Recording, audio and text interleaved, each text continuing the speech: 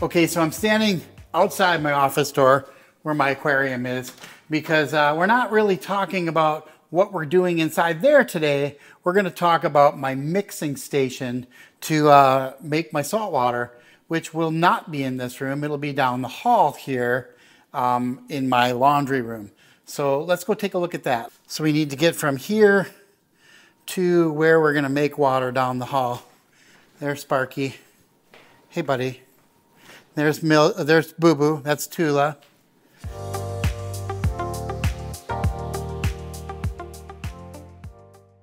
And there's Sparky. And then we'll go around the corner here to the laundry room. So it's a few steps away. It's not real far. Turn the light on in here. So yeah, this is the laundry room to do laundry on this side. But then I have a little countertop on this side that I use now. Let me get the wide angle lens here. There, it's super wide. So you can see the counter here. I just have some storage in here and, you know, just have this little cabinet. But I'm going to take all of this out, I think, and this will be my mixing station. And then I need to get water from here once I make salt water, or whatever tanks I put in here. And I'll have to find a way to transport it from here back out the hallway down to the office where the aquarium is. So this is what I have as far as space to use. I don't know if I can keep any of this in here because I'm going to need a couple of tanks. So maybe the counter can stay, but underneath here is where the plumbing is roughed in for, say, a laundry tub. So let me get a shot of that. So let's take a look down here. So this is storage right now, but you can see the plumbing's already roughed in, probably a hot and a cold line and then a drain.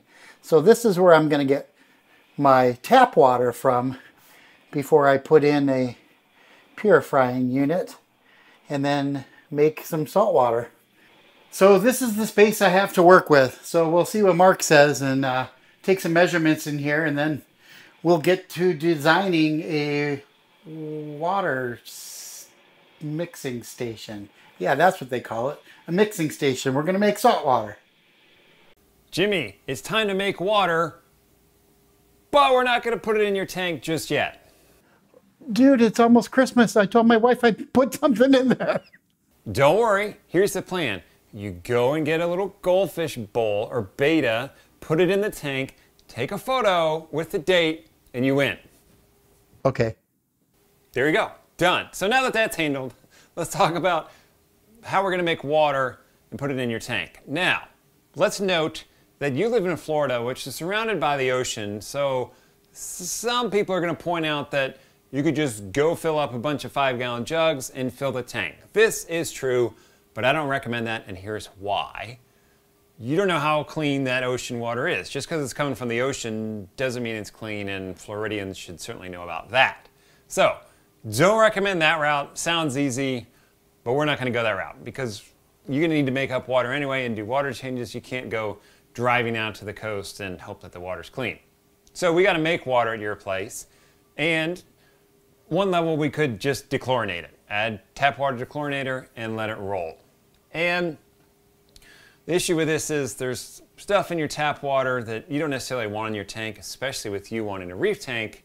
So we want to purify the water through a RODI unit called a reverse osmosis deionization unit. The key thing I saw in your video is you got some really good things going for you. Number one, you're willing to tear up your laundry room and do some remodeling in the name of the tank, which is fantastic. I mean, any room in any house should be fair game for modifications for a saltwater tank. I like it. You have water, you have cold water tap, and you have a drain line in there, which is great because RODI unit needs a cold water line and you need a drain. Then we got to think about where you're going to hold this water. And you talked about tanks in the video, which you can do. Here's the thing about water tanks. Unless there's a supplier close by, shipping them is very expensive because they're big and they're light, which shipping companies don't like. So it's not uncommon that the price of the container equals the price of the shipping. And you got another thing going on in your case. You've got your mixing station that's fairly far away from your tank.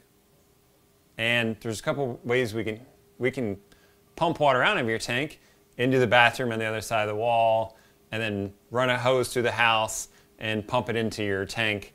You could go that route, but I think it's time, Jimmy, that, you know, you're Jimmy Newbie Reefer. This is your first tank. It's time for Jimmy to pay his dues. I know what you're going to say. If anybody's been watching this, you're going to make me move the water like in buckets or a big bucket or something. Because if anybody's been watching this, you saw my freshwater tank, and I've been moving water in this purple laundry bucket that Mark says is for shoveling crap. But I got to get it from that laundry room into here. It's not really far away. And I thought I could pump it through a hose, but I can wheel it in a bucket too. It's not that far, and it's all tile. So we're not even gonna wheel it in a bucket. We're gonna do something better. We're gonna wheel it in a trash can. That's a bucket. It's a big bucket. It's bigger than a bucket.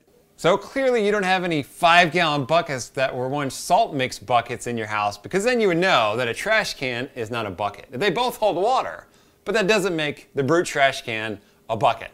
Okay.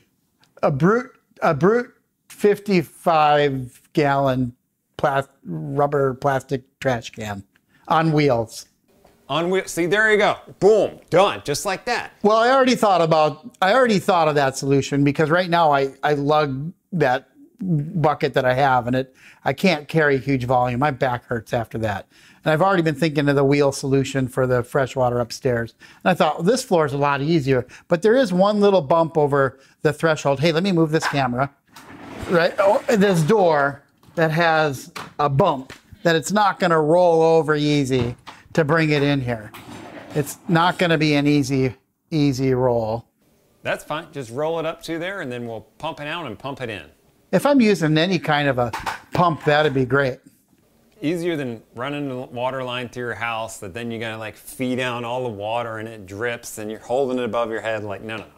We'll just get a Brute trash can. We'll have 2 Brute trash cans. One's gonna be your RODI water holding vat, and the other one is gonna be your mixing vat. One's gonna be my salt water, one's gonna be my RODI water. I hear what you're saying and about paying my dues, but I'm not sure that's gonna go over good with the wife and the roommate having buckets in there. Like, I'm really thinking of building out something. That's what we're gonna do. We're gonna build out a mixing station. I mean, I can have one bucket that I can keep in my secret under the stair room that I can take out of there when I need it. But in that laundry room, I mean, this needs to like look like it's supposed to be there. That's what it's going to be on wheels. We'll have water lines going into them, a pump. So this is something you can whip together in like 2 hours on your own. It lets you move water down the hallway very easily. It's got lids on it. It'll look great. I like what you're saying, because I heard you say 2 hours. And the reality is, this situation, this needs to get going. So maybe the tanks and fabricated stand is a little bit further down the road. You know, the other thing I was thinking about, I mean, should I put a laundry tub in there?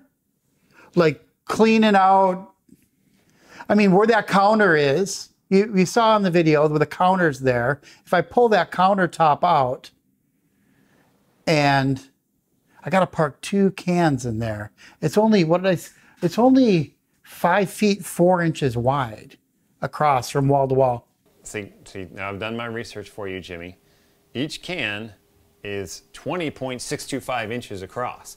So as long as we have 48 inches, which you have more than that, you're fine. So we can jam the containers next to one another and potentially still have room for even if you got like a wet bar sink, like the small sinks, you weren't complaining about having that if you got the space.